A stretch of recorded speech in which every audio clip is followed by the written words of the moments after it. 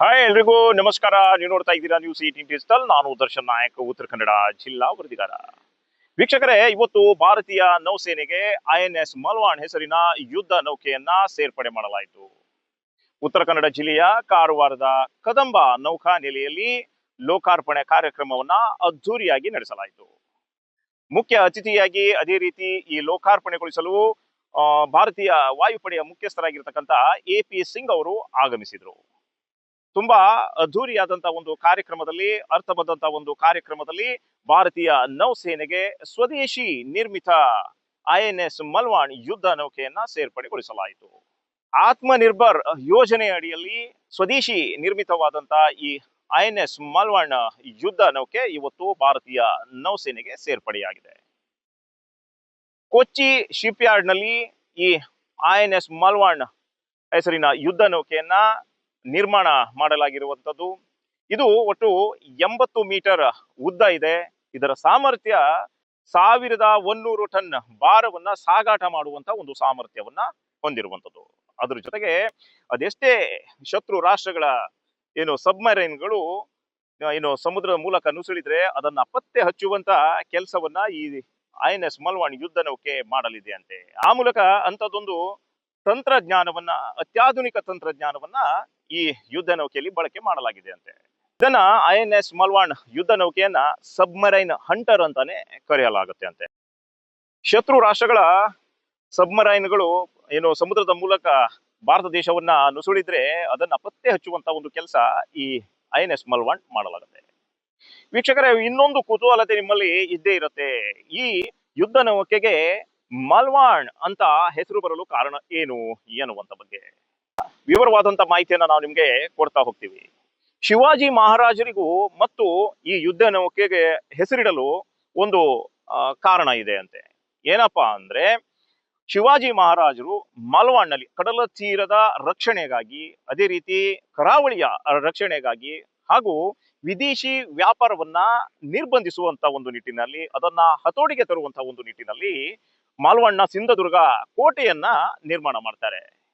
ಆ ಮಾಲ್ವಾಡ್ನಲ್ಲಿ ಸಿಂಧದುರ್ಗ ಕೋಟೆಯನ್ನ ನಿರ್ಮಾಣ ಮಾಡೋದ್ರ ಮೂಲಕ ಕರಾವಳಿಯಲ್ಲಿ ನಡೀತಾ ಇರತಕ್ಕಂತ ವಿದೇಶಿ ವ್ಯಾಪಾರವನ್ನ ನಿಯಂತ್ರಣಕ್ಕೆ ತರ್ತಾರೆ. ಅದ್ರ ಜೊತೆಗೆ ಈ ಕರಾವಳಿಯ ಸಂರಕ್ಷಣೆಗಾಗಿ ಈ ಸಿಂಧದುರ್ಗ ಕೋಟೆಯನ್ನ ನಿರ್ಮಾಣ ಮಾಡ್ತಾರೆ.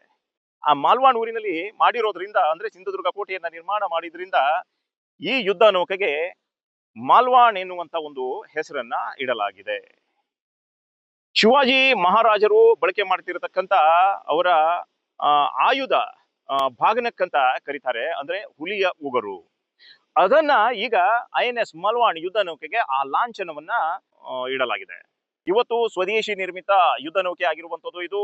ಇದು ಕೊಚ್ಚಿ ಶಿಪ್ ಯಾರ್ಡ್ ನಲ್ಲಿ ಅತ್ಯಾಧುನಿಕ ತಂತ್ರಜ್ಞಾನವನ್ನ ಬಳಕೆ ಮಾಡಿ ಈ ಯುದ್ಧ ನೌಕೆಯನ್ನ ನಿರ್ಮಾಣ ಮಾಡಲಾಗಿರುವಂತದ್ದು.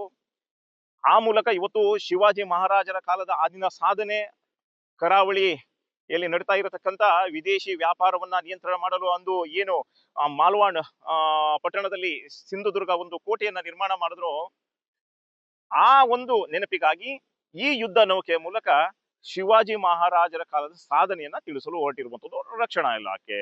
ವೀಕ್ಷಕರೇ, ಶಿವಾಜಿ ಮಹಾರಾಜರಿಗೂ ಮತ್ತು ಈ ಮಾಲ್ವಾನ್ ಊರಿನಲ್ಲಿ, ಪಟ್ಟಣದಲ್ಲಿ ಸಿಂಧುದುರ್ಗ ಕೋಟೆಯನ್ನ ನಿರ್ಮಾಣ ಮಾಡಿದ್ರು, ಆ ಮೂಲಕ ಇವತ್ತು ಭಾರತೀಯ ರಕ್ಷಣಾ ಇಲಾಖೆ ಒಂದು ಯುದ್ಧ ನೌಕೆಯನ್ನ ಸಿದ್ಧಪಡಿಸಿ, ಅದರಲ್ಲೂ ಸ್ವದೇಶಿ ನಿರ್ಮಿತ ಯುದ್ಧ ನೌಕೆಯನ್ನ ಸಿದ್ಧಪಡಿಸಿ ಶಿವಾಜಿ ಮಹಾರಾಜರ ಕಾಲದಲ್ಲಿ ನಿರ್ಮಾಣ ಆದಂತ ಸಿಂಧುದುರ್ಗ ಕೋಟೆ ನಿರ್ಮಾಣ ಆದಂತ ಒಂದು ಊರಿನ ಹೆಸರನ್ನ ಇಡೋದರ ಮೂಲಕ ಇವತ್ತಿನ ಒಂದು ಯುವ ಪೀಳಿಗೆಗೆ ಶಿವಾಜಿ ಮಹಾರಾಜರ ಕಾಲದ ಸಾಧನೆ ಏನು, ಶಿವಾಜಿ ಮಹಾರಾಜರ ಸಾಧನೆ ಏನು ಎನ್ನುವಂತ ಬಗ್ಗೆ ಇವತ್ತು ಭಾರತೀಯ ರಕ್ಷಣಾ ಇಲಾಖೆ ತೋರಿಸ್ಕೊಡ್ತಾ ಇರುವಂತದ್ದು. ವೀಕ್ಷಕರೇ, ಒಟ್ಟಾರೆ ವೀಕ್ಷಕರೇ, ಉತ್ತರ ಕನ್ನಡ ಜಿಲ್ಲೆಯ ಕಾರವಾರದ ಕದಂಬ ನೌಕಾನೆಲೆಯಲ್ಲಿ ಇವತ್ತು INS ಮಲ್ವಾನ್ ಹೆಸರಿನ ಯುದ್ಧ ನೌಕೆ ಲೋಕಾರ್ಪಣೆ ಕಾರ್ಯಕ್ರಮ ನಡೀತು.